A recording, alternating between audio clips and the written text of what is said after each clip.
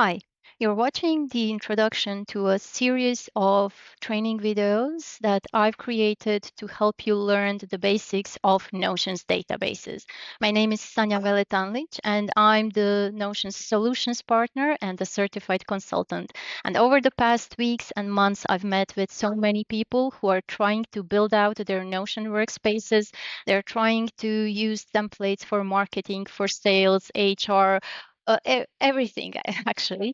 But the problem they are facing is that they are not able to customize those templates on their own because they don't understand Notion's databases, the fundamentals. So I've created a series of 7 videos, in total 45 minutes, where I'm showing you the basics. I hope this will help you to get started. And then, of course, take some additional time to learn a little bit more. But I do believe that this will definitely help anyone who still hasn't started learning about Notion's databases, but is willing to.